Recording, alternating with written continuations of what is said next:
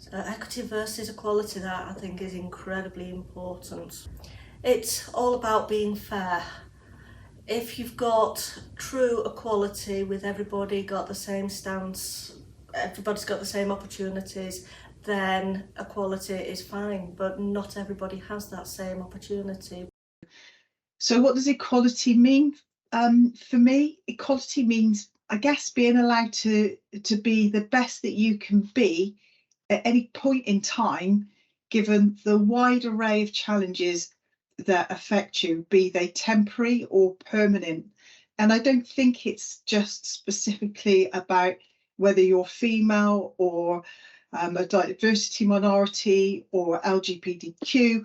I think it is everybody has a life that ebbs and flows and goes through peaks and troughs.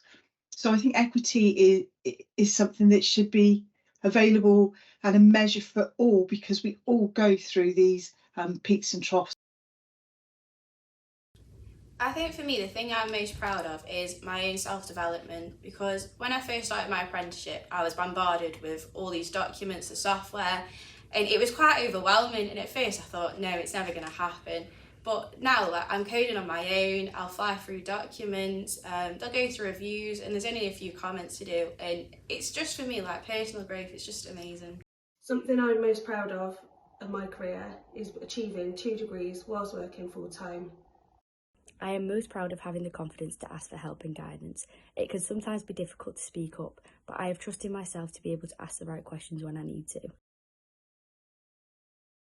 So the three ideals that I value the most on a day-to-day basis are growth, creativity, and gratitude.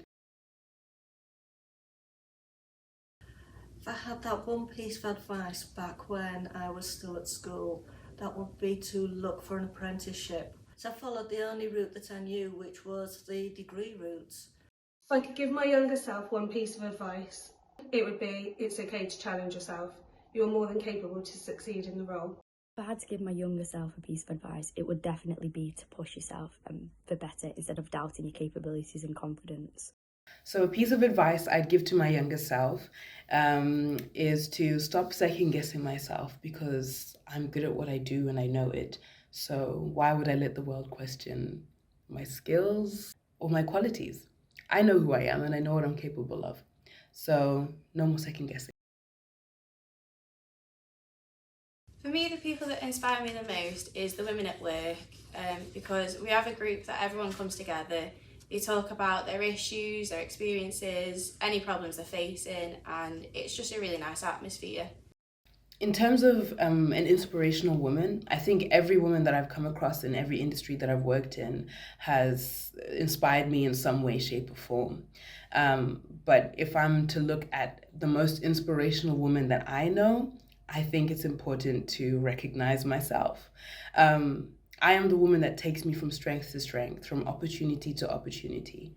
However, without the women that I met and have worked with and have liaised with, who have mentored me, I wouldn't be able to do the things that I do today. So whether it's many women or just one woman, I think the most inspirational woman should be yourself, because you've been able to push yourself to get to where you're going. So my most inspirational woman is me. I feel that many of my colleagues have helped me progress with my knowledge, skills and confidence. However, in particular, I would say that I feel most supported by my two BIM managers, Ryan Wallace and Oliver Worsley. They have dedicated a lot of time and energy to help me understand their process of work. This has helped me understand where the BIM role fits into the business and ultimately sets me on my career path within Imtech, and I'd like to thank them for that.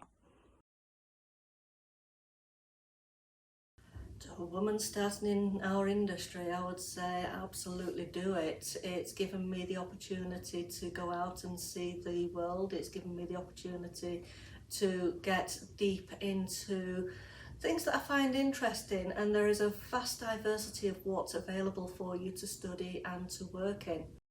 I was talking to a woman who was wanting to come into the industry. I would say it's changed a lot from when I started out. Women are more accepted in the industry and are there to succeed and can get to the positions that they want to be. We need to identify that the roles aren't just on a construction site, such as an electrician or a plumber. There can be design roles, commercial roles, CAD, and we need to identify positive role models to enhance the opportunities and allow women to want to enter the industry. If I was to give a woman advice looking to start a career in the industry, I would say take that leap of faith because it will pay off in the long term.